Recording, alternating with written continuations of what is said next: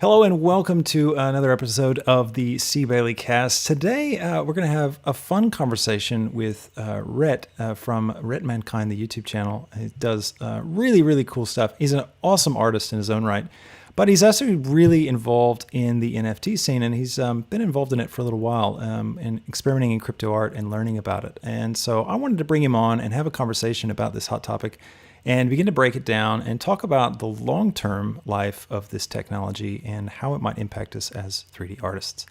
All right, so let me get him on, and we'll get started.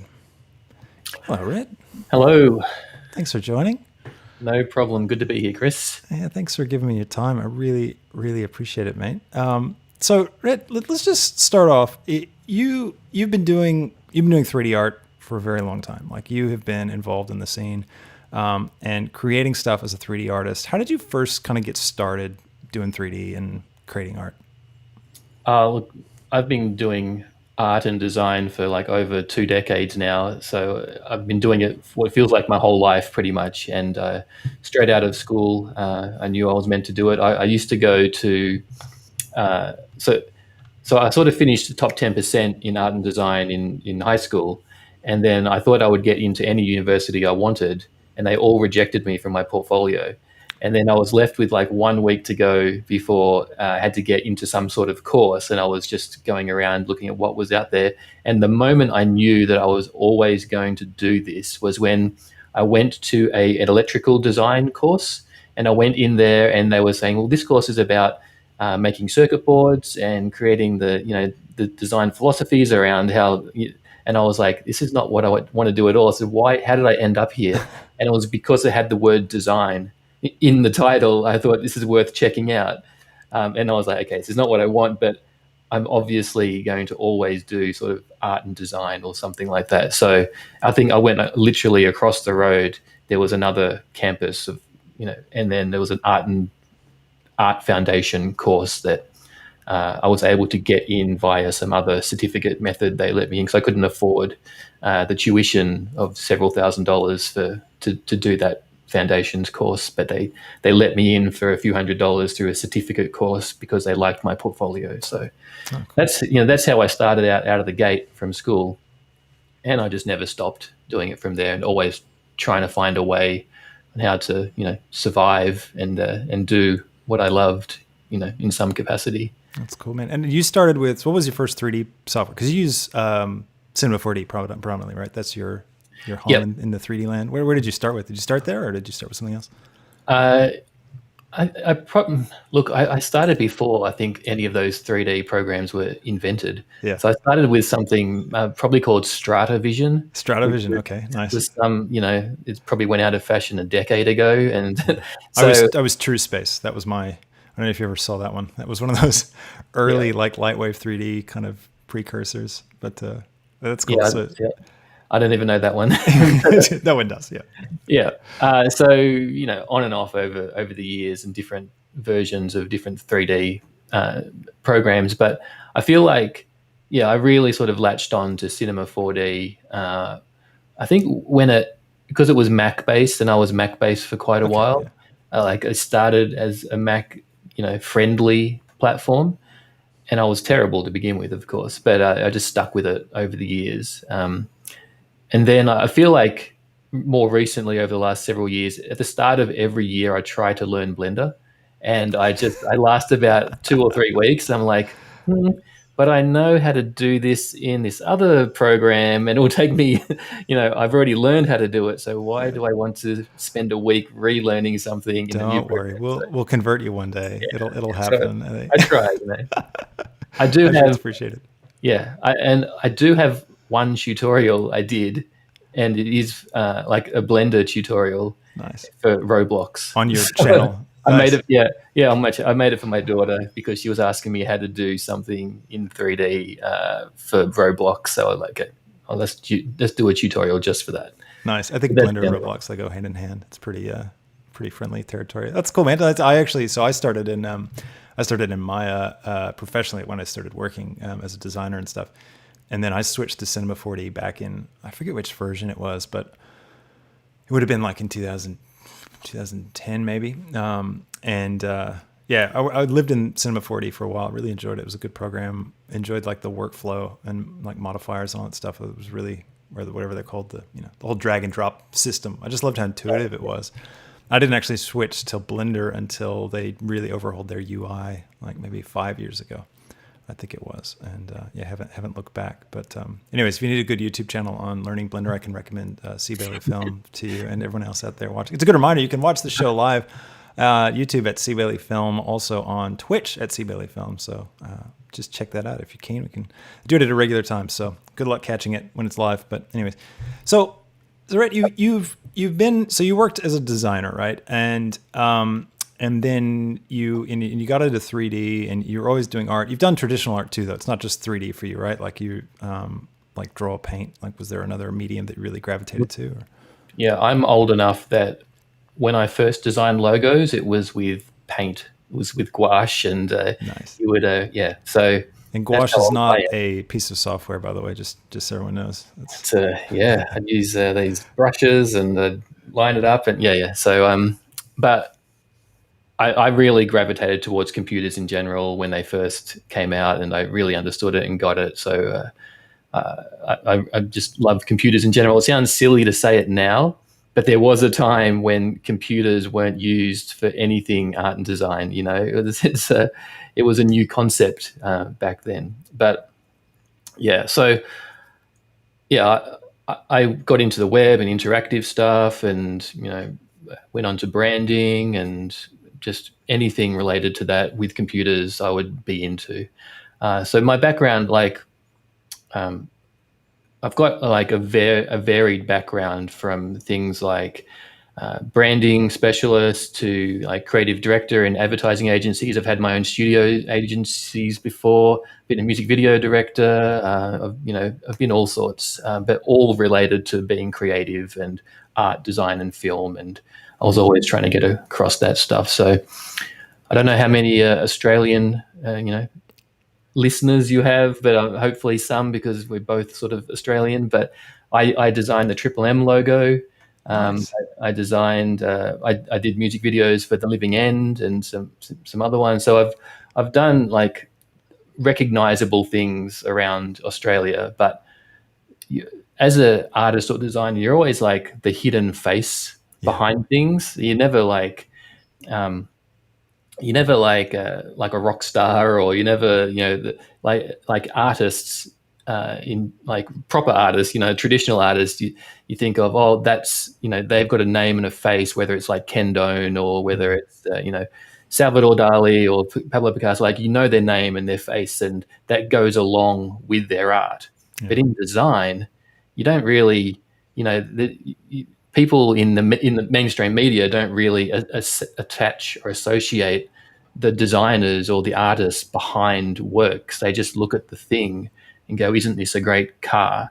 And there's no sort of recognition of the great designer behind it. It started to slowly move with Apple and, Johnny Ive and all the people behind it that do things. But generally, it's sort of the faceless, talented people behind the scenes which make all these things happen. Yeah, that's right. Like the background artist that's creating the thing that everyone encounters but no one recognizes as their work. Well, that's kind of a good segue, I guess, to start talking about our main topic. And I wanted to start this off by giving everybody a bit of context that's listening to the show or watching live, because crypto art, NFTs, like it's a very hot topic right now. Like it's insanely hot, and there's a lot of information that's flying around right now. There's a lot of, people, really cautionary stories. There's a lot of like negative stuff flying around. There's a lot of positive stuff. There's a lot of hype.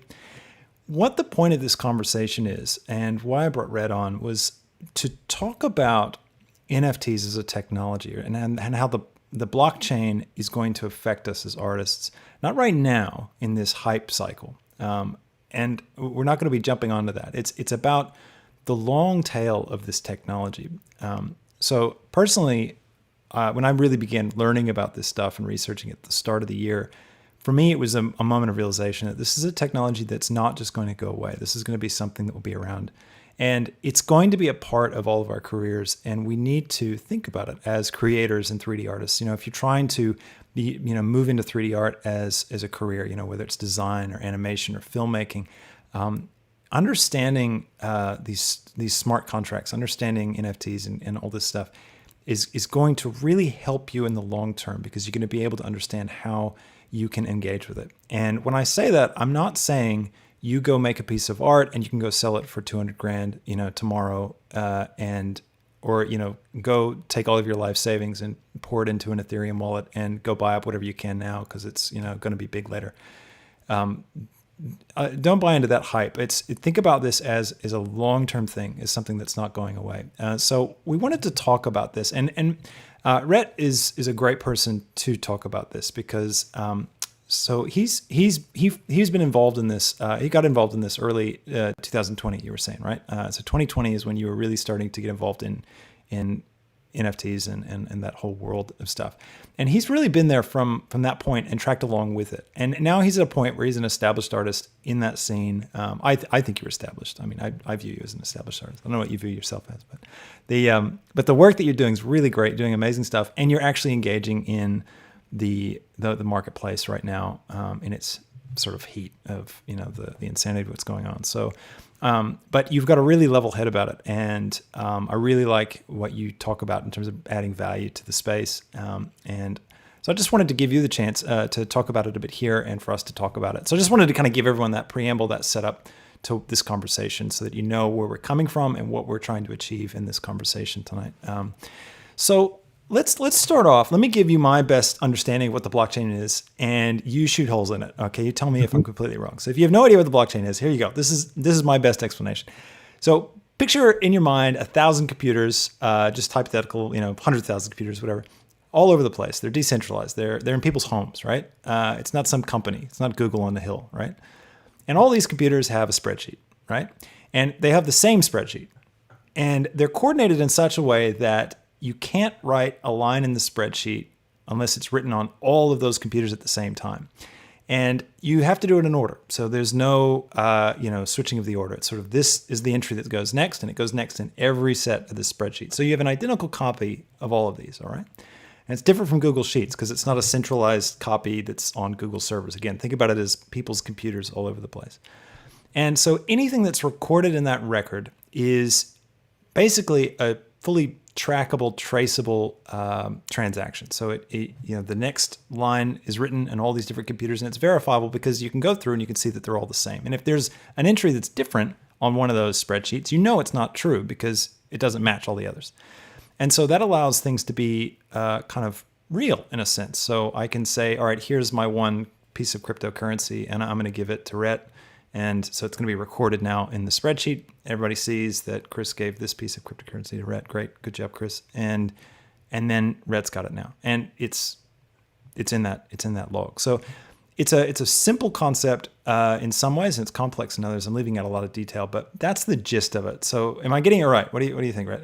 I like it. You've got the underlying understanding of what's happening. And then all that is an important basis to understand, because if you understand how that works, then that you can't just kill it. If one server goes down or a whole country goes down, it doesn't stop the blockchain.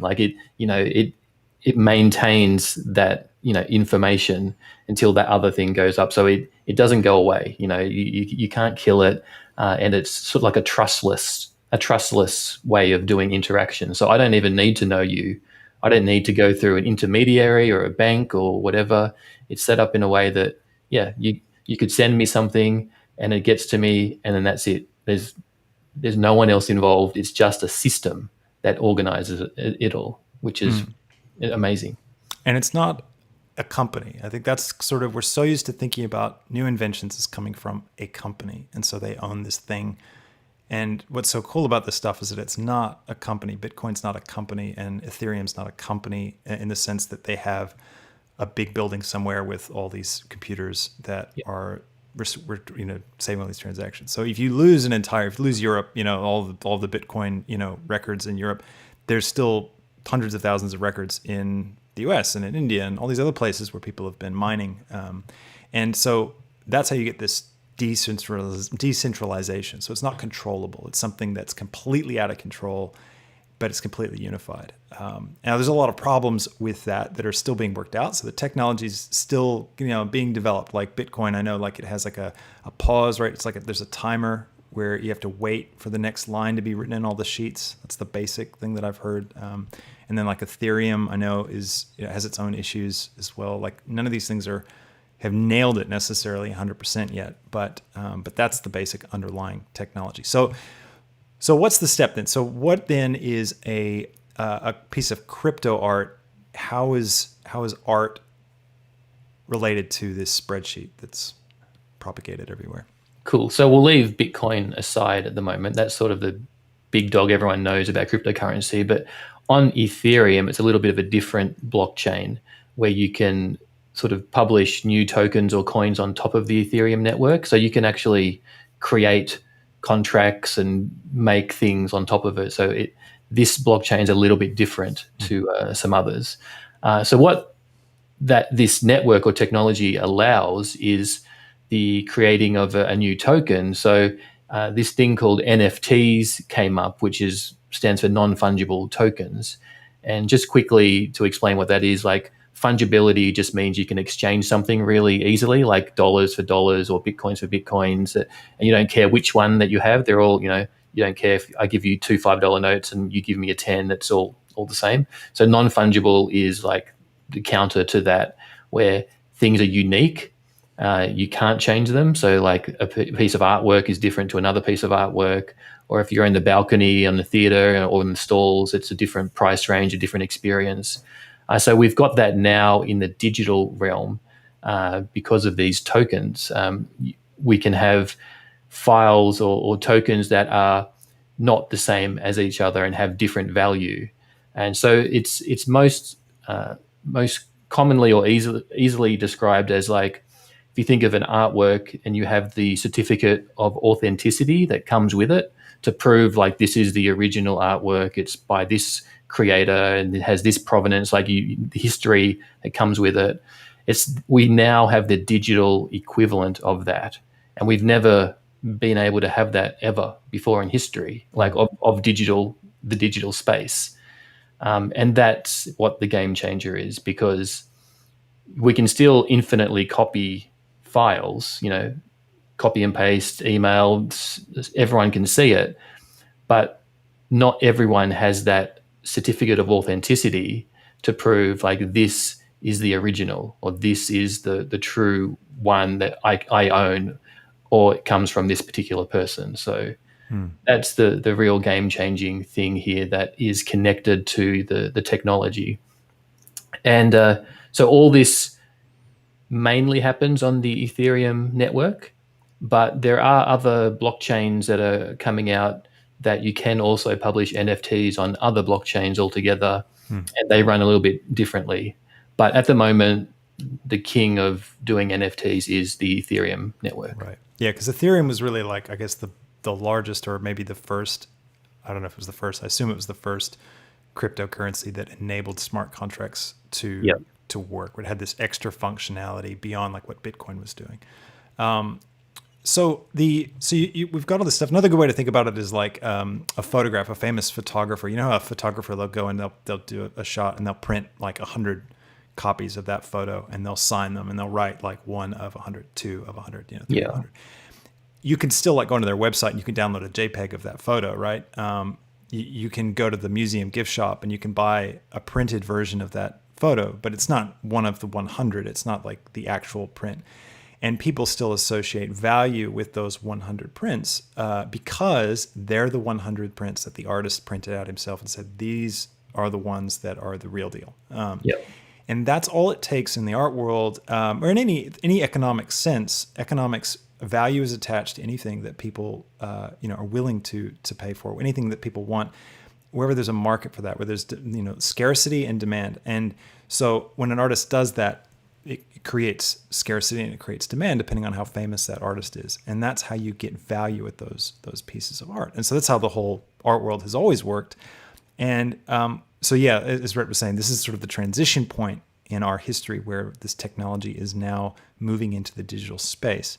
And this technology is applicable to things, to really anything digital. Like the memes and stuff going around now, like people's like selling, people selling their first, tweet or all this, it's this kind of mania right now around it because this is the beginning of this thing that's happening. And I think that's why people have attached so much of value to things like what Beeple has done, because it's like, I think you said this, Rhett, it's like owning a cave painting. Like or maybe someone else did, but this idea that this was like the beginning of it. And that's why kind of the value is a bit crazy, but you got to look past things. You got to look past this hype phase, and you're going to look at, okay, where's it going? If this technology isn't going away, this means that as a digital artist, as a creator, as anyone that's doing anything in the digital world, you can create things that are unique. And that means that you can create things that have value in a way that they've never had before. So it's really good to begin to learn this stuff so you can begin to think about it. So Rhett, that's our preamble, kind of we've built the foundation for this conversation. What do you think of, well, let's talk about first. So how did you first get into it? So when did you find out about NFTs, and when did you start kind of experimenting with it? Sure. So I've been into crypto since 2013, I think, is when I bought my first Bitcoin. So I've been into crypto for a long time, but it fell off the radar for a bit. And as I mentioned before, I've been into digital art since forever, several decades. So when I saw the hashtag pop up on my Instagram feed, hashtag Cryptoart, I was like, what is this? And it didn't take me long. It was the same day I looked at a few things. And I'm like, this is me. This is for me. I'm all in. Let me research what this is. And and that was like the start of 2020. And it just, it was like a perfect storm, a perfect time for me to get into it with lockdowns and COVID happening. I had heaps of time to sort of hone in and research. So I minted my first thing in like maybe February 2020. And then I went to ground for like 4 months after that, just researching everything before I minted anything again. And it wasn't a huge wave of interest like there is now. It was still just people dabbling and trying things out. So there was no sort of rush to do anything. I didn't feel like I was missing anything by researching and doing my, due diligence. So that's, and I remember, so I just found it through someone on Instagram posting about it, that they'd minted something, and I was like, what does this mean? So I just found it that way.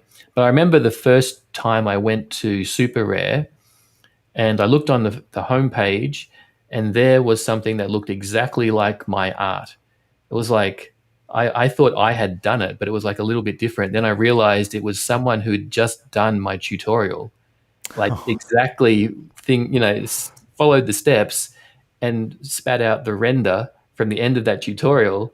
And then I looked at it and I was like, that's my work. I was like, but it's not my work. And then I realized they'd just done that, and they'd sold that as an NFT.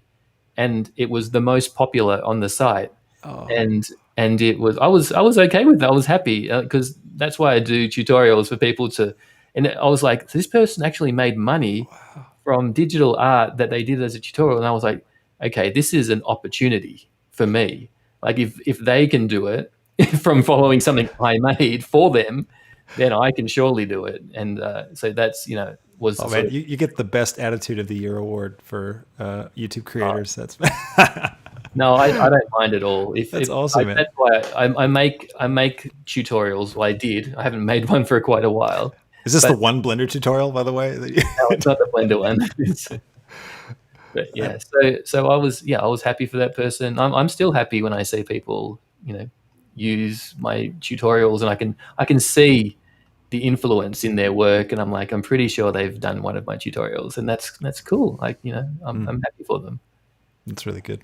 So that's how you began to get involved and learn about it. So it was a big learning process for you. And I guess I wanted to like kind of highlight that as well, because I think there's a lot of people experiencing the fear of missing out right now. And you mentioned it a little bit just now, how, before there wasn't any pressure, right?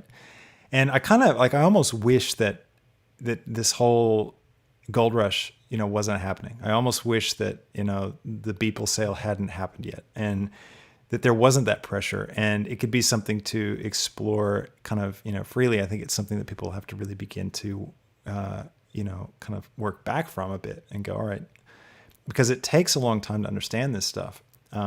And I wanted to, I guess, encourage everybody as well to kind of say, don't feel like you're missing out. Like, give yourself that chance to learn, like have the tail, like give yourself the time, that like what Rhett gave himself to learn this and figure it out and engage with it. What do you think of, so let's talk a bit about some of the negatives right now. So there's a lot of controversy that's kind of swirling on the internet right now around NFTs because of how big it is. And one of the criticisms that I've heard is that it's a pyramid scheme, right? That's kind of there's that one tweet that's going around. It's like this idea of, here's this thing where you have to buy into it, and then if you sell something, you get a bit of Ethereum, and then you buy other artists' work, and that encourages more artists to get in, and how pyramid schemes work. And this criticism that all it is this thing that's going to burn a whole lot of people, and a whole lot of people are going to lose a lot of money, and it's going to wreck lives, and this is just, we shouldn't be engaging in this at all. What's your response to that when you hear that? My usual response is, I can tell that's someone who hasn't even tried it.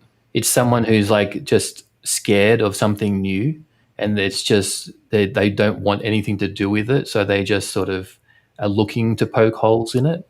But I think, if they actually tried it and gave it a go, they would change their mind almost instantly, because they would understand how it works. And because it's just like the monetary system, really. Like, it's like calling I'm not saying that the current monetary system is great or perfect, but it's not a pyramid scheme, and yeah, so I don't really, I understand the fear, but I see it come and go for so many new technologies that the same things happen. Like, I remember people saying that about the internet, Yeah. that it was, it's a fad, it's hype. It's like, what's the point of this? It takes so long to download things or to see things.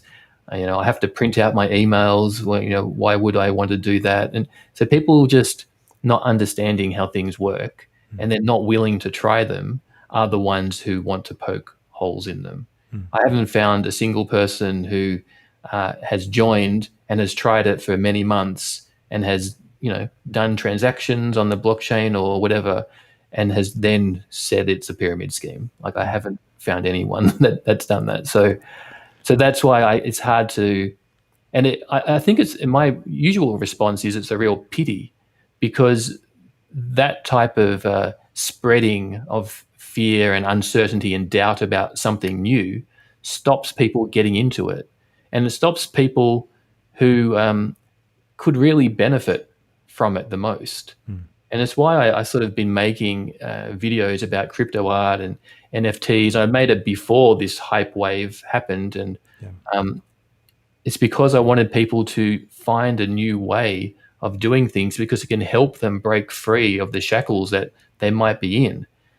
Because this technology hasn't been available for everyone, and these ways of doing things and selling art or sending currency or whatever haven't been available for everyone. And for a lot of people in the world, it can really help them get ahead in life. And when people spread this fear about new technology that they don't really understand, they're really stopping people from getting into something that could really help them. So that's, is my usual response. So, like, I'm not angry at those people for spreading those sort of false rumors, but I just feel disappointed that it happens, because these people usually just have read an article, and then they're like, oh yeah, this is a reason why I can get my pitchfork out. And it not only stops people getting in, but also sometimes these people use this as fodder to harass artists doing things. And like generally, I found creative people and artists, they're the best people to be doing things. They're the least likely people to be wanting to do harmful things and to do things for malicious reasons. And like to see them get attacked is, is disheartening for me. I think it's part of the noise of all the attention it's getting. I see it as there's sort of three groups. There's kind of, you have artists that are just trying to create art, and they are, engaging in this and selling their work. And then you've got people that are trying to make money. They're trying to make a quick buck. They're jumping on the hype. I think that there will be a lot of people in that group that are going to get burned in this season, right? Because anybody that jumps on something like this that's hot and exciting and it's booming, it's like they're trying to catch a bandwagon and they're trying to use it to make money fast. Not that there's anything wrong with it. There's lots of people that do that, but I think one of the problems right now is that like you Google this once, like on YouTube, and your feed is going to be full of all these crazy hype videos. It's like I've been amazed watching my feed on YouTube change to this sort of like, just I'm getting recommendations. There's like 1,000 thumbnails of some guy like smiling, like and like there's like a snaking line behind him, like showing the stock prices going up, and it's got like some new coin. It's like and it's I think when you haven't learned about all this stuff and you haven't exposed to this world, I think there's a lot of people just getting inundated with it like a fire hose right now. Like, and it's like this whole subculture that is very different from anything that and I think for me, like I never really wrote off cryptocurrency, but I just never really thought about it. It was sort of like I heard about it, it would pop up, and I'm like, yeah, whatever. That's not. I'll pay attention when it shows up and affects my life, and that's when I saw NFTs for the first time. I'm like, okay, it's going to affect my life now. And then I think the other group is people that are kind of just trying to cash grab. So they're just quickly pumping out some JPEGs and trying to jump in, and their attitude is, I just want to get on there and I just want to try and sell something fast. That's the category I fall into. And I think that it's unhealthy on those two sides. And I think that that core group of people that are artists that are, in there using it, this is the people that are going to stick around. Like this is the group that's going to last. And this is also the group that, I think this technology, like you said, is really going to benefit. And when you say benefit, like, just clarify, I guess, do you mean like this is everybody's chance to make $100,000? Or are you saying, this is just a way to, in the future, to like earn an income? Like, what does that look like? Oh yeah, I'm definitely not saying everyone that gets into this is going to get rich. I'm definitely not saying that. But to have sort of ownership over your work and just the ability to be able to sell something that is a digital file directly to someone else anywhere in the world and exchange that for like crypto, which you can then change back into your, currency, that whatever you like that's not being possible. Like you have to work for a client, or you have to find a job doing something else, or you have to find a second job to pay for you doing your personal art. Like there has not been this opportunity before for so many people. And that's what I mean by it just gives people choices. It gives them a choice, like maybe I could sell my piece, and if it gets popular, I can get a small, group of collectors maybe, or I can, come up with a different way of living my life rather than sort of hustling to get some money, to get some, computer parts to try and do my personal work in Photoshop or Blender, because it can be expensive. So if there's a way that I can get something back for what I'm doing, then it might help me sort of carry on doing what I love to do. And that's sometimes all it takes. And it because there's a wave of interest, it is probably quite competitive now. So there's no way you're just going to put anything up and it's going to find someone straight away and sell. Like that's probably fanciful to think that's going to happen like that. It's more, of just understanding the potential there, and how you might find your place in it and what you have to offer the space in general. Because there are going to be some like big winners that come out of this, but 99% of people that get into it will, not be well-known great artists in the space. They're going to maybe sell a small piece for a couple of $100 and then just disappear, and they think, okay, well, I tried it. Or not sell anything and they just spent money on gas and they're like, well, this is a scam because I just lost my money and no one bought my stuff. So yeah, there'll be a lot of failures, but it's not, like you said earlier, it's not a technology which is going to go away. It's like ignoring the internet, when it was in its early stages and there was the .com bust, when so many .com, like everyone, if you just said web or internet company anything, people would throw money at you Yeah. to do something. And then that went bust and everyone lost all their money. But the internet didn't go away. So the ones that provided value, they're the ones that started to grow out, the Amazons and the Apples and the Googles, and provide the value going forward. And the same will happen here. The same will happen. I don't know when it's going to bust, but it won't be like when people say a bubble. If you think of a bubble, it bursts and then it disappears. It's gone. But it's more like a property bubble, or it's more like a balloon. Like it overinflates and then has to deflate a little bit to get back to a sustainable level, and then it can inflate again and then deflate. So it'll be more like that. It will sort of go in waves, but it's for me, it's not something that's going away. So it's worth learning about, at least.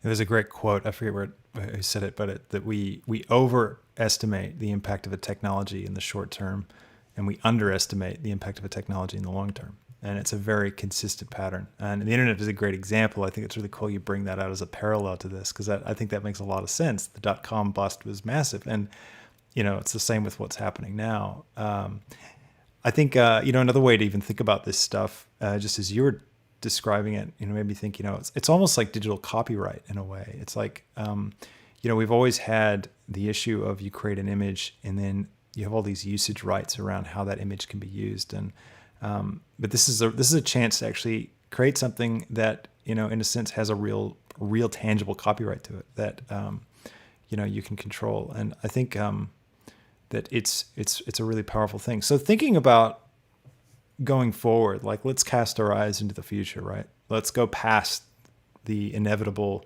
market correction that's going to happen. What does the world look like? What does that space look like for an artist who's maybe, just come out of art school and he's got a couple of digital pieces? What does that artist need to be thinking about? What do you think that's going to look like, that process of setting up a career as an artist? Yeah, so this is what's really interesting, because it's new. It'll garner its new sort of philosophies and values, and moving forward, and we're still discovering what those are and what those.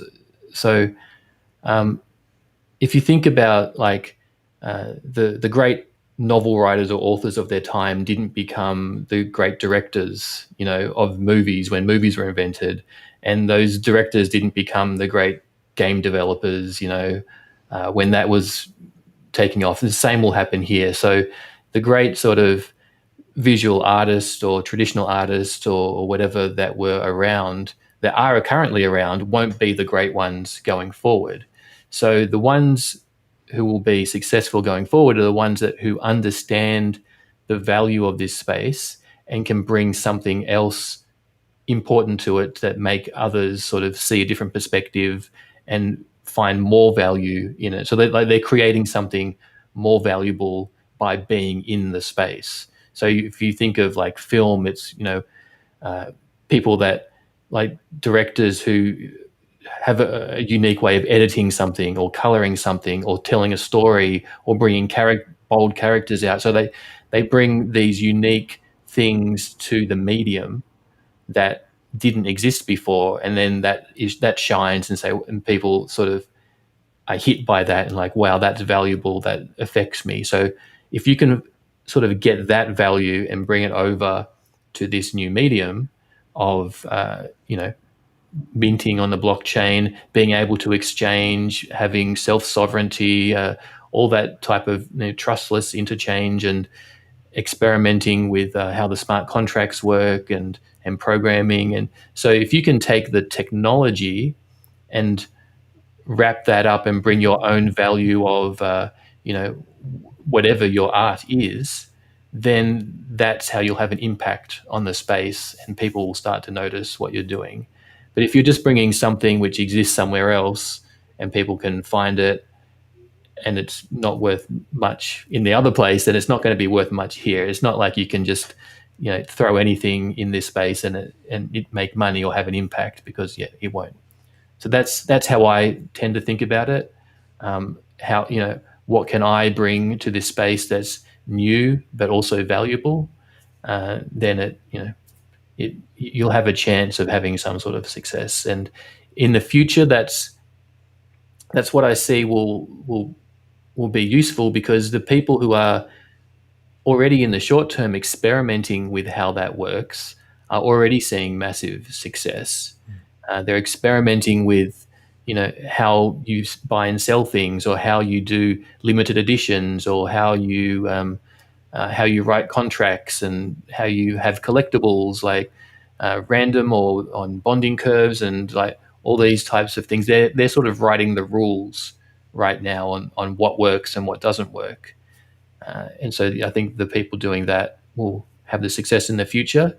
But it's really hard to tell, exactly what it will look like in a year's time, because this, the crypto space moves so quick. It feels like, I think people get, when they first join it, it's understandable they get so overwhelmed, and it seems like you've been in a year and it's only been a month. Things change so quickly and new projects are popping up, and it's hard to keep across everything. Because I used to know every project that was about to happen in the space. About like a year ago, I could tell you this is launching, then the week after that, this is launching, let's have a look at this and do our research.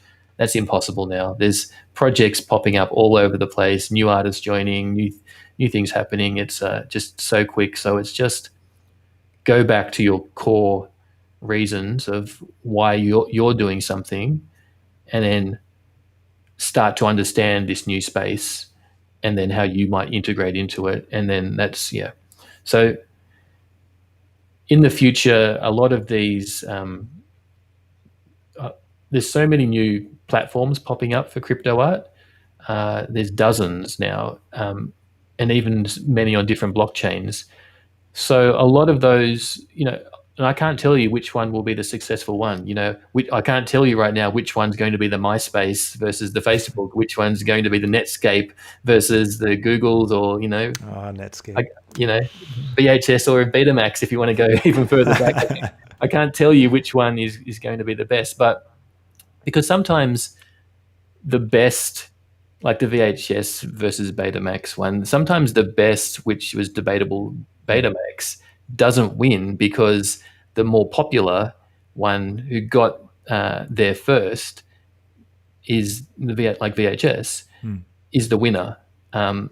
Which there might be other blockchains out there which are theoretically better for doing NFTs, but because Ethereum has such a head start and the network effects and all these people, it might be hard to beat. But it may not. It may get beaten, and maybe there is room for like a Nintendo, Sony, Xbox, coming up together and building their own communities and having their own values. So that might be the way forward as well. But it's the applications are pretty far-reaching. I think when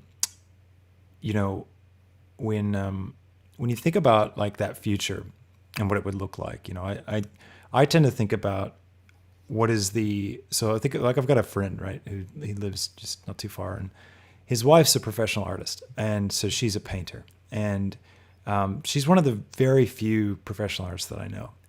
And the way she, her whole career works is she creates a bunch of pieces. She just kind of locks herself away, does a bunch of work, sketches, hones her design, hones her feel, and really kind of nails a couple of pieces that she's really happy with. She might make 20, 30 pieces and then she picks 5 and like, these are the ones, like, and really finishes those out. And then, she has, gallery spaces that she's able to engage with, and, they post her work and people come see it and buy it. And, she makes, $600 on that painting.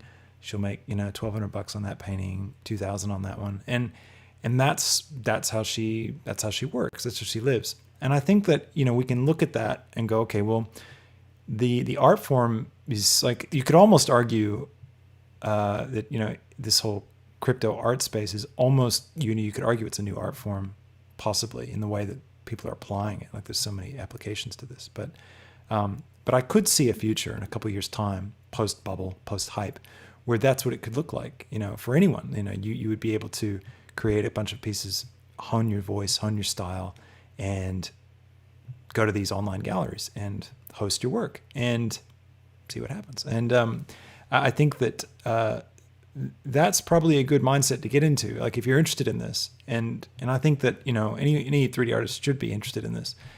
Getting that mindset now of going, all right, well, in the past, you look back, it's not full of history of artists that are rich, right? Artists usually don't have anything.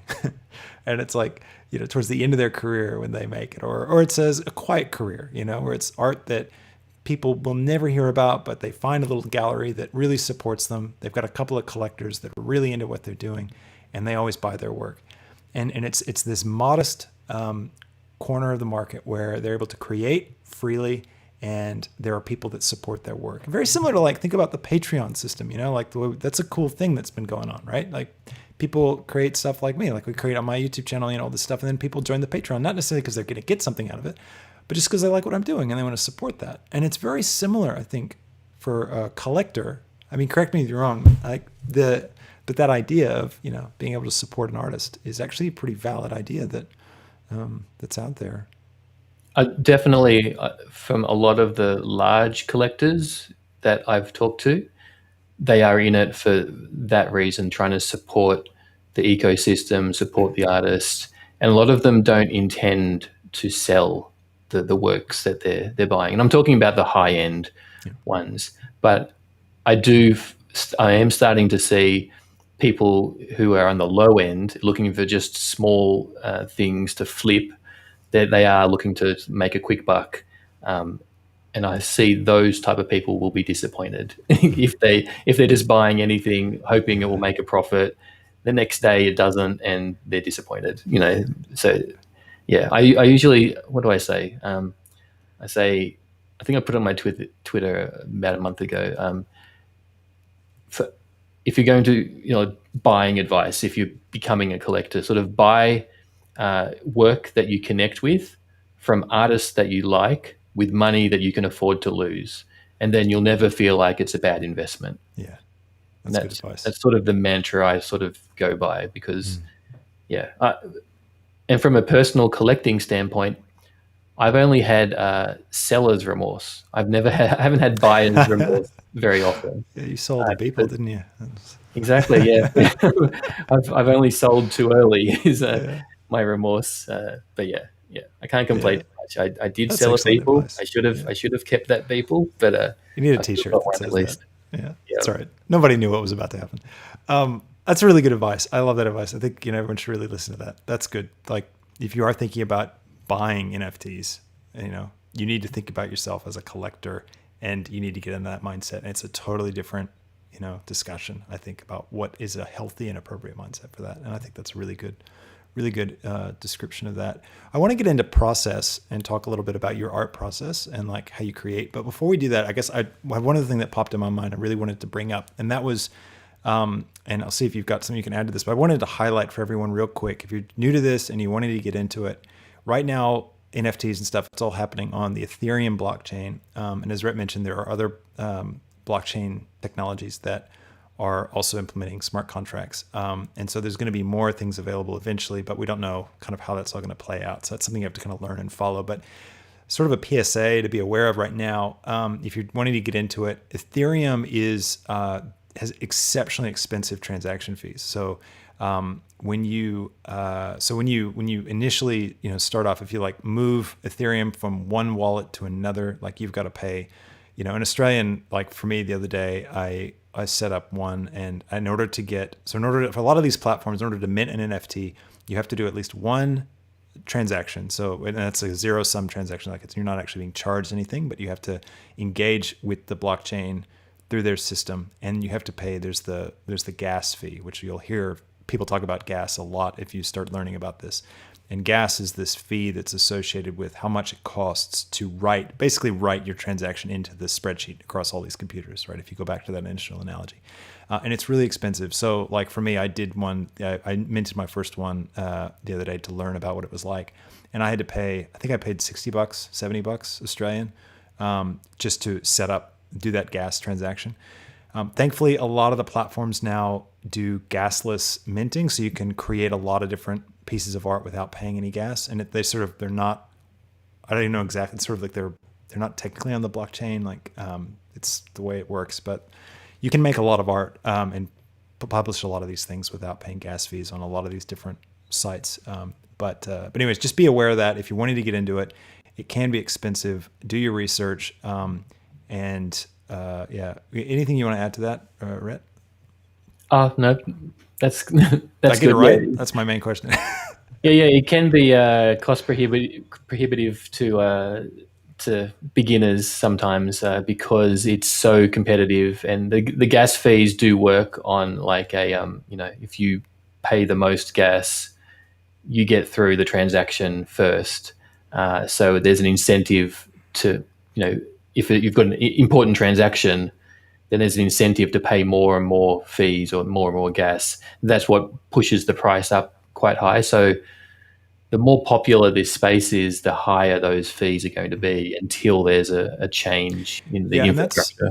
And that's a problem with Ethereum. You could kind of think of it like it's actually a design flaw in the scalability of Ethereum. And I know that like I've read like Ethereum 2.0, they're trying to address that and make that an easier thing. Another thing as well is the environmental impact, which is another criticism that people bring up about cryptocurrency in general because of all the Bitcoin mining. So this massive drain on power grids. People are sucking so much power into their GPUs to mine all this cryptocurrency. It's really bad for the environment.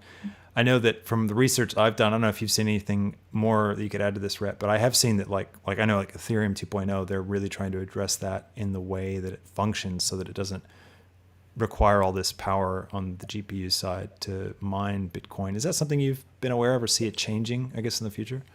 Yeah, I do. Like they say it's coming, Ethereum 2.0, and that's going to change things and be better, and it will. But I don't think we can bank on that and just wait for that. I think it's a good idea to sort of be mindful of the environmental impacts just in general of everything we do, not just this space. So yeah, I think that's important to try and be mindful of all that stuff as well. But unfortunately, once again, I think the people that usually bring that up have read like one or two articles about it, and the main articles that are out there about that, I've read those same ones at people because I ask people to tell me the sources where they're getting this information from, because I've been in this space a long time and I sort of feel like I know a lot about it. And then when someone tells me about something, I say, well, show me where it's from. These articles that most of this information from are riddled with misinformation, and they don't understand, how much minting a token affects the actual, blockchain or energy used, and it's different to what is in their article, and people are equating like the whole usage of the whole system to one person minting something, and they're putting all that shame on them, which is far outweighing. It's sort of like blaming someone for minting an NFT for using the whole Ethereum blockchain. Right. It's like yelling at a photographer for using the monetary system. How dare you? You be part of this thing, which is And once again, it comes from people who are just not interested in this whole thing and just want it to go away. And I think it's pretty sort of backwards thinking to think just this whole thing can stop. It's like saying, I don't like the internet, it causes, carbon emissions. I think you should just stop using the internet. I was like, okay, you're probably right. If we stopped using all the servers around the world, and it would, have an impact. But when you look at that, what that impact is and who you're going after, when you see how infinitesimally small it is, it's crazy compared to, if you eat meat and you use electricity in your home, you probably use already way more than minting a single NFT would use. So There you go. it's You heard it crazy. here first, everybody. Veganism, it's the way to go. All right. So, with are there any on that? Just a final point. Are there any cryptocurrencies that you are, or I shouldn't say cryptocurrency, any blockchain technologies that are on your radar that you think could be more useful than Ethereum? Like, are there any other places artists? Not, I'm not talking about investing in a cryptocurrency and making a lot of money. I'm talking about just Yeah, yeah. practically for an artist. Like if I'm minting a new NFT, are there any other things I should Yeah, yeah. consider? I think it'd probably get confusing at this stage. Like if you've not, Ethereum is the one you should be looking at entering if you're minting NFTs. Although most of the platforms use that anyway, so you won't even need to know about it. You just get on these platforms. They've created an experience which is pretty easy, that you don't even need to be mindful of how the blockchain works or what the technology is. But yeah, but for other people, there's if other people are experienced, I'll mention some up and coming ones like Flow blockchain. Luxo hasn't been released yet. That's interesting. Cardano is meant to be something that might be useful for NFTs, but a lot of these are unproven yet, and they're just things maybe to think of for the future. Are there risks for an artist? Like say, I go mint an NFT with Cardano, right? Is there a risk that if that blockchain doesn't eventuate, that technology fizzles out, does my artwork go with it? Yeah, well, your artwork will be connected, or the token you create will be on that blockchain. So it will always be there. But if no one's using it, it's a dead blockchain. It's like having your profile on MySpace. It's there, but no one cares, and so it's not useful to anyone. So that's an interesting point. I think maybe to be aware of is thinking about like the value of your work has some connection to the platform that you're using, the blockchain platform that you're using. Is that like Yeah, and also, I don't know if it's a huge deal, but whenever you mint using one of these platforms, say a Super Rare or OpenSea, Rareable, Makers Plays, there's heaps more. You're using their contract to mint to the blockchain, so they're putting their little bit of metadata in, saying this originated from this platform, and it goes onto the blockchain, and that's there forever. So everyone can see where that was minted from. I don't know if it's a big deal or not, but if that becomes like a hated platform for some reason, then that's always going to be there, that you used that platform to do your minting. But yeah, I can't foresee any huge problems with that apart from it just being a dead platform, and you can always migrate that. It's on the blockchain. You can always open that up in some other platform. yeah, right. You can Without you a can deal. mint something in OpenSea and then sell it, and then somebody else could sell it on like I don't know Maker's Place, for example, on Yeah. their So one of the marketplace. big things that could be a downer with that is, one of the greatest things with the smart contracts is they've built in, a lot of these platforms built in 10% royalties that go back to the creator. And So that's every time that sells, every right? time someone sells a work that you created and sold on the primary market, 10% or whatever, it's usually 10%, goes back to you as the creator every time it changes hands and sells, whether it's for profit or a loss on that other person's side. 10% goes back to you. So there are ways to bypass that, if people are trying to be sneaky. But generally, the consensus is that's a good practice to have. And that's something that doesn't happen in the traditional art market, which is amazing in this new market, which is worth mentioning. That is really exciting. Yeah, we haven't talked about that yet. Is that transferable between the different marketplaces? Like, it's not a marketplace platform dependent thing, right? That's It kind of is. That's why I was bringing it up and was saying the platforms, or whatever. It's kind of baked into their contract that they put. So if it sells on their secondary market, they honor it.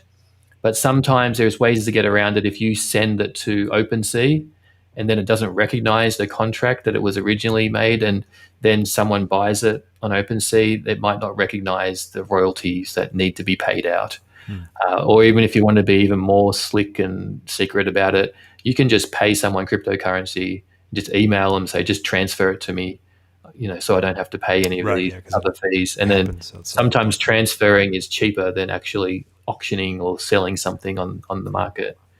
So the gas fees are even cheaper. So you can sometimes get around ways of, and then the royalties won't find their way back to the creator as well. Yeah, the black market of online art dealing. That's it's a whole new world. Oh, all right. Well, I think that's really good.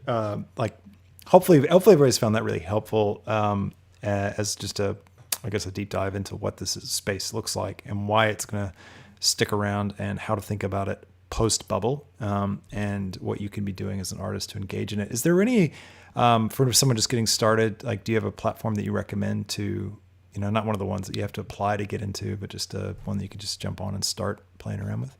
Yeah, so OpenSea or Rarible are the two. Easily accessible. You just need your Ethereum wallet with a little bit of Ethereum in there to pay for the fees. But beyond those two totally open platforms, and they're legit platforms, like celebrities have launched on Rarible, A-list music stars or whatever have put their things on OpenSea. So they're used by everyone. They're not frowned upon at all. They're just, because so many people are using them, it's a bit of a trash and treasure, as they say in the US, yard sale type of thing. You might find something really awesome, but there's a lot of trash there to wade your way through. So sometimes these curated platforms are better to get onto. So at the moment, what is winning that battle is Foundation, because if you know someone who's already a creator on there that's made a sale, they can give you an invite directly to come onto that platform.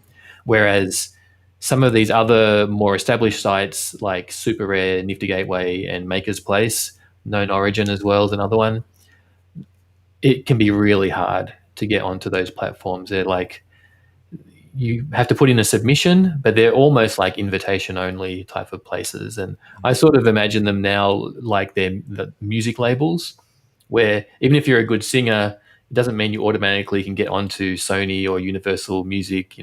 They have to sort of curate you and pick you and recommend you to on their platform. And that's sort of what the purpose of their platform exists, is to only offer up a selection of artists that they've vetted. And so that's how I think about it. And so they're good, and most of them don't do marketing for you at all. It's still up to you to do your own marketing, to bring your own audience or to bring your own collectors and find them,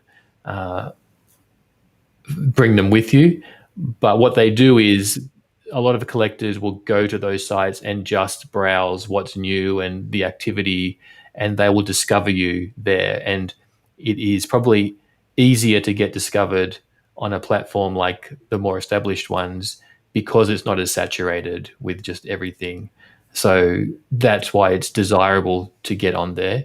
Also to be among sort of other people who are known as sort of recognized top artists or whatever. But if you're just starting, I would definitely recommend OpenSea to learn, and Rarible's another one that has its unique ways of doing things, which is really good as well. Yeah, that's really good advice. All right, so those are the places to check out. Yeah, I know the curated ones, they are tough.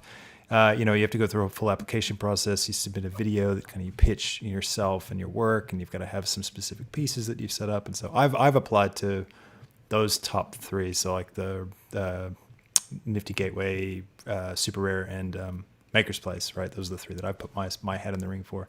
And yeah, I haven't gotten it anywhere. So it's definitely not. Yeah. And at the moment, it's, I can imagine they're just getting absolutely blasted with submissions. Like, you go into super rare. And I love their submission. They're all Google Forms. Like that's the best part, you know. And like the super rare one says, you know, we're launching next year, you know. And it's like, I bet they wrote that like last year at some time. Yeah, exactly. Yeah, I probably used the same one. Yeah. That completely, it still says, well, we're going to launch next year, but in the meantime, you know, thanks for it. But one thing that has been cool though is like with Maker's Place, for example, their submission process, you can get onto their Discord, which is actually kind of cool. Like it's nice to get into some Discords. I think with some other artists, you know, anybody can get into these, so they're not selected. And I don't know, it's nice to kind of be able to be around other people talking about this stuff, be able to post up your art and get some feedback. And you know, there's a nice community of people, I think, gathering around these. Are there any like really good gathering hubs, Rhett, that you know of that are? Yeah, I've had to learn all that stuff. I don't think I even used Discord before getting into Cryptoart, but I've really been enjoying it. Yeah. It's I've had to learn so much. But yeah, there are lots of great Discords. Every one of those platforms has a Discord you can hang around in and talk to people. But just in general, I hang around sometimes the Whale Discord. This is a whole different realm as like social tokens, and there's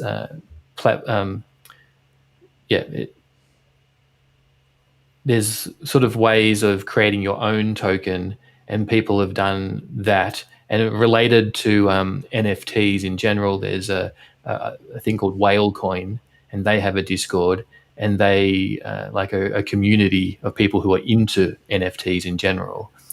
And like they regularly have Twitch streams, they have poker nights, they have online games that you can play with people who are just into similar things. And then they just chat about NFTs in general and what's happening around the space. So that can be an interesting one to get into. That's discord.gg/whale, I think is their Discord. Yeah, cool. Awesome. Yeah, it's a really growing community, and I think there's a lot of fun things going on, so it's worth checking out. Awesome, man. Well, let's just talk. Let's have a little segue and just kind of head towards wrapping things up. But I want to talk about being an artist in general. So just your process and what your, I guess, what does your day look like? Like, I mean, are you creating art all day? Or do you got your day job and you're creating art at night? Like, what's, are you still doing design? Like, how does it fit for you as an artist? Where do you find that time? So I'm, I guess they call like a daily artist. I do an artwork every day and I post it on Instagram. So it's such a loaded statement now. Yeah. So every day. Yeah. So it's hard to, I don't try and compare myself to people because I'm never going to be able to say I've been doing it for 13 years. But I have done, like, I do sort of year-long everyday projects, and that changes from time to time. So like, in 2018, it was a year of learning cryptocurrency. I did a day of cryptocurrency, something every day. But generally, it's art related. Before, photography or. In the last several years, it's been 3D. It's been Cinema 4D and art and design. So I do that, but that doesn't take up my full day. At the start of this year, I said to myself I was 100% crypto artist. So that is all I do. So I've got projects coming up that I know about. I'm designing things, or I'm trying to put together my releases for that, and I'm trying I'm experimenting and exploring with things in my everyday artworks, and so I use that as an exploration, and then that sort of helps guide me into what I'll be releasing and what bigger projects I'll be getting into and releasing later on. So I've got things lined up. So I've got another Nifty Gateway release coming in June. So I know that's, a few months out. I've got that on my mind, but then I've also got releases happening on Maker's Place. Maybe I'll do something Foundation, and maybe I'll do something for these other platforms that are coming out as well.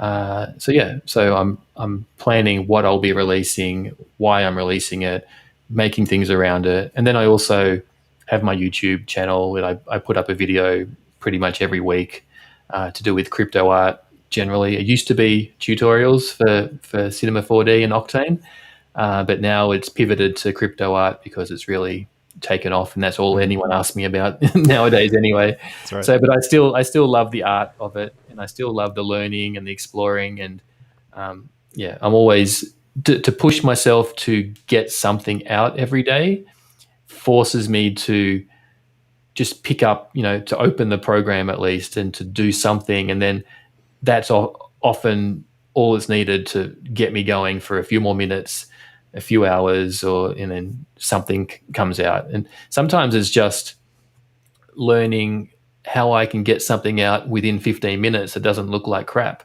And I'm like, okay, I've learned something new, how I can do something really quickly and it looks okay. And maybe I learned a new technique in doing that. So, yeah. That's cool. So your process then is very much like a kind of a free form, free thought sort of thing, where you just sort of jump in and you just get your hands dirty in the program and you see what emerges. Is that kind of right? Is that... I think it's iterative. So I treat my everydays like I'm trying to learn something, and then often that builds up to a bigger project. So maybe I don't know how to do wind dynamics on a leaf, and so that day I'll spend trying to learn how to do that. And then once I figure that out, I'll post up something to do with it. I'll make it look, presentable. And then the next day it'll be like the lighting, how do I get some translucency or lighting to come through that leaf? But maybe I won't do it on a leaf, I'll do it on something else. So I learn the technique, and then so that grows into a bigger project where, one of my I think my release a few weeks ago on Nifty Gateway, I had it was in a forest, and I had like these blocks, and so I was teaching myself in my dailies for the months leading up to it, like how do I do the texture on the blocks, and how do I do these leaves like falling through the forest to make it look natural, and how do I do the lighting through fog, and then I'd have like a little snippet each day of my experiments doing those. So I guess they're an artwork in their own right, but I'm doing those as an iterative process so I can learn techniques, or I can be surprised by what I've discovered or some random thing, and I'll post that up. But I know it's all sort of leading to a bigger idea that I've got in my head.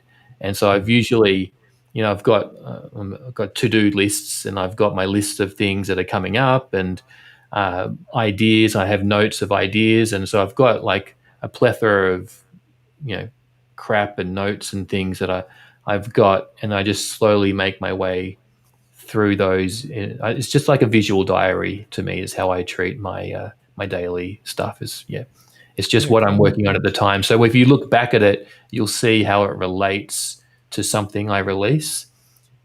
But if I didn't do my everydays, it would probably be the same thing, and just you wouldn't see anything, and I wouldn't have that. Just having that commitment to do something sort of helps. I just know that every day this year I'll have to put something up, so I may as well make it worthwhile or useful to my own growth. Even if it doesn't look great, it's at least it's something useful for my own growth there. But generally, I try and make it presentable at the end of the day, at least. That's what we're all trying to do, right? It's the internet. I think it's really cool what you're talking about, because maybe that's a really good thing for people to grab hold of, is this idea of when you sit down to do something, be guided by what you want to learn. And I think that that's a really cool insight that you're bringing out. Because I know from myself as an artist, like reflecting on my own work, it's definitely, that's a big driver for me, and I get, like, if I get a client, even with client work, I get a brief in, for a video, and, we need to come up with some cool design for it. Often what motivates me is I think about that. I go, well, what do I not know how to do? Like, I want to do some crazy cool particle thing, or I really want to explore geometry nodes, and so you create that motivation for yourself and the learning, right? And then you begin to tie that in, because I think the idea of doing a piece of art every day is a very intimidating idea. Like, that's a scary thought. And how do you get, so you got your sketch pad, right? You've got you come up with ideas. You've got your big picture. Like, let's talk this piece that you just released of the blocks. that idea, did you have that as like a pretty concrete idea in your head and you're working towards it with all your everydays? Or was it just, you had this loose concept of blocks stacked up in a forest could be cool? I find my best executed projects, I do have an idea of where I'm going, but I don't know exactly how I'm going to get there. And so I sort of allow myself enough breathing space to explore and discover things along the way, but I do have a plan of, why I'm doing it. So in that particular instance, if I talk to that one, it's called Combination Block. It was a pun on combination lock. And so what I did around this piece is I created a whole puzzle world, like a treasure hunt world. And the idea was to bring the collectors and the creators together and form a new world going forward. So that's what's happening in the crypto space at the moment. Yeah. So I wanted to so that was like the idea behind it. And so then I thought, well, visually, the way to represent that is to have 24 blocks, like 12 and 12 on each side, coming together. So they all form this one sort of monolith in a forest. And that related to like, if you in this puzzle, you have to sort of understand and discover a bit about cryptocurrencies and publishing NFTs to solve this puzzle. Because I hid an artwork on the blockchain, and you had to discover. I distributed 12 seed words to creators and 12 positions of those worlds to collectors. And then if you could get all this information, put it together, then you discovered the wallet, you go to OpenSea, then you can transfer this secret hidden artwork to yourself. And then hopefully it's worth, several thousands of dollars.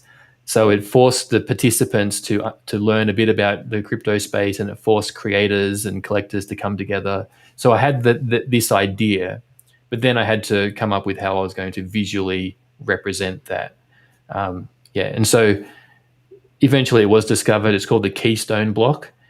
So you have the combination block and the keystone block, and you put them together, and you could see how sort of one's in the snow and dark blocks, and the other one's in the forest and it's white blocks, and they're sort of like an inverse of each other. The story and the idea was there, but then I just experimented with, okay, each day I would be like, okay, how are these blocks going to look? Are they going to be really shiny, or are they distressed? And what's this world going to be looking like? Is there much movement? Is there not? Is it a quiet place? So I'm just exploring those themes and the textures and the layout, and I'm exploring those things throughout the month. But I know the overall idea and the story I'm trying to tell. So yeah, that's cool. Yeah, that's what really cool, man. With room to breathe and experiment, but a clear vision, an idea of what you're trying to get to at the end. That's a really good breakdown of it, because I think for a lot of people maybe that are thinking about getting into art, we often. Andrew Price, the Blender Guru YouTuber, has this great thing that he talked about in one of his recent podcasts. He said, you scroll through ArtStation and it's like, it's really uninspiring at the moment, because it's just all the same stuff. It's like, some dude with a giant Thor hammer. It's a mech. It's it's the same thing over and over again. It's this idea that there's this whole culture of 3D artists and 2D artists and stuff that have kind of grown up amongst this online world where the only way to make money as an artist is if you get a job at XYZ as a concept, artist, right? And so that's just, everything is geared towards getting work as a concept artist. Like, it's just, that's what all the work is. And so coming out of that, like, this is a huge mind shift for people like that want to get into this space, because now it's possible.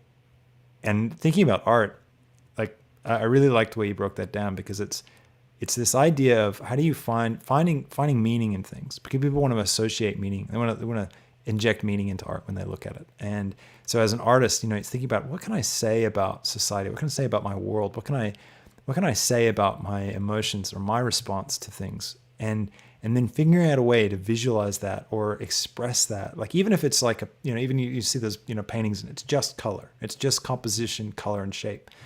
If you look at that, it's going to evoke an emotion. It's going to remind you of something, and there's intention there. And I think that's like what you need to think about when you're approaching art is you have to think about what's your intention, And it doesn't have to be hugely complex, but even just thinking about it a little bit will set you on a really cool path to begin to come up with ideas like what you're describing, Rhett, where you've got the block in the snow and you've got the block and you've put them in different places. And it's like, well, what does that mean? And how is that representing this new world that you're describing with your work? And it's fun. And I think the more interesting it is, the way people just really get a hold of it. Like they latch onto the concept, like you look at the stuff that, what are the most popular things that Beeple has done, right? And they're things that are kind of hitting this chord, like the bull run thing that everyone always talks about. You see a lot of. It's like that really captures a moment in history, and then became a piece of history in the midst of that. Like there's some narrative to that that's really emotionally impacting. That's why I bought that one. That's right. That's the one you sold too, right? You got two, right? You sold one. Two. And then I sold one. Yeah. That's right. You'll be able to buy your house one day with that, I'm sure. Hopefully, yeah. Hopefully that's saying a lot in Australia. But hey, you got to be in it to win it. Well, Rhett, I really, really want to thank you for your time. It's been an absolute pleasure getting to talk to you about all this stuff, and I really appreciate you putting yourself out there to explain it for us. And I appreciate your content. I found your channel to be really encouraging and informative and level-headed in a sea of noise at the moment. And so your tone and approach to the material, I think, just hits a very, very, really good chord. And I found it really, really encouraging and helpful. So I'd encourage everybody to check out his channel. You can find it at Rhett/Mankind, right? Is the name of the channel. I'll put it in the... Oh, yeah. If you search Rhett Mankind, it'll come up. But literally, if you just search what is an NFT, what is Cryptoart, I think I've got the top result for each of those. Yeah. That's it. You're the main YouTuber at the moment for that. So check him out. I'll put the links in the description and the show notes as well. And where can people find your everydays? Where can they check that out? On Instagram, Mankind. So MANKIND. That's it on Instagram. And on Twitter, it's Rhett, RHETT.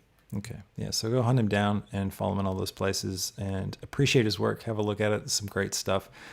Awesome. Well, thank you again for your time and for sharing with us your insight into this crazy, scary world of NFTs. I hope that everybody who listens and has watched this, I hope that you're able to take away some things for yourself and get a bit better context about what's going on. And hope that you're encouraged as I've been, as I've learned about it and learned about this technology as value now. So, well, thanks so much. And I'll catch you in the next podcast episode. So stay tuned for that. And until then, we'll catch you later. See you, everybody. Bye.